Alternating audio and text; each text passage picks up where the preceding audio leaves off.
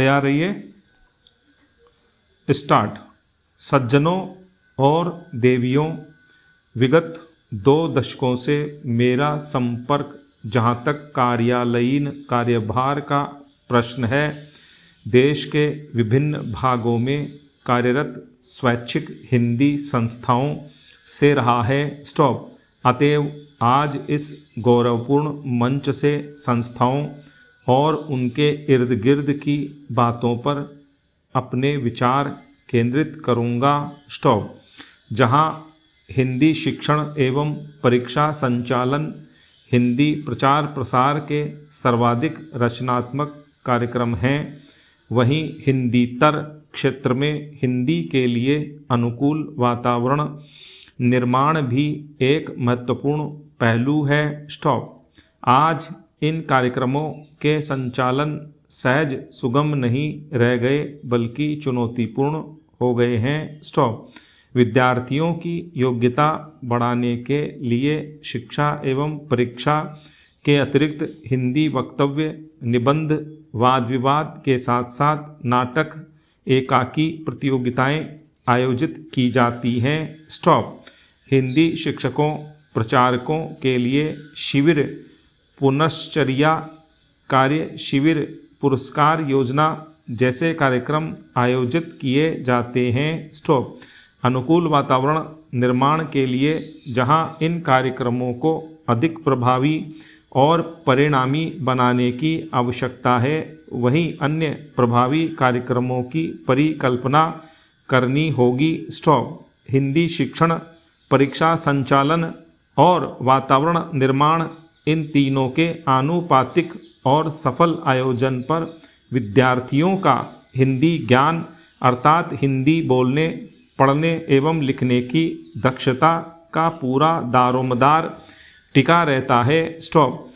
आज जबकि बहुतेरे विद्यार्थी शिक्षक बनने की राह में प्रशिक्षण प्राप्त कर रहे हैं, तो हिंदी शिक्षक की योग्यता एवं दक्षता ऐसे ध्यान देने का विषय है जो राज्य के इतने सारे हिंदी सीखने वाले विद्यार्थियों के स्तर के लिए निर्णायक पहलू है। स्टॉप।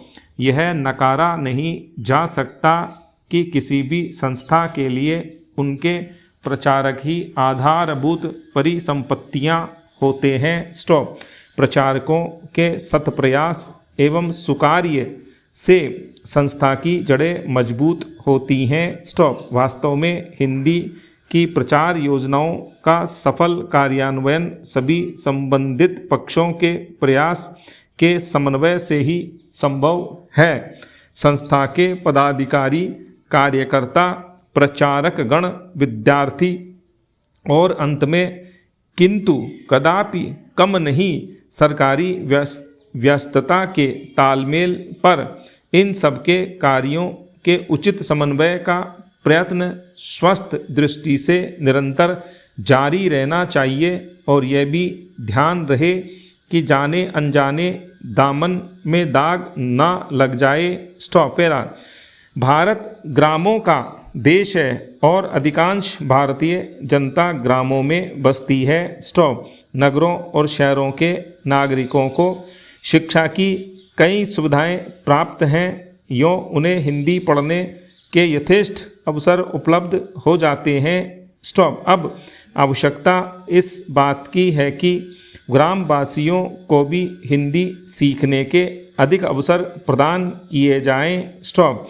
हिंदी राष्ट्रीय अस्मिता, राष्ट्रीय पहचान, राष्ट्रीय गौरव की भाषा है। स्टॉप।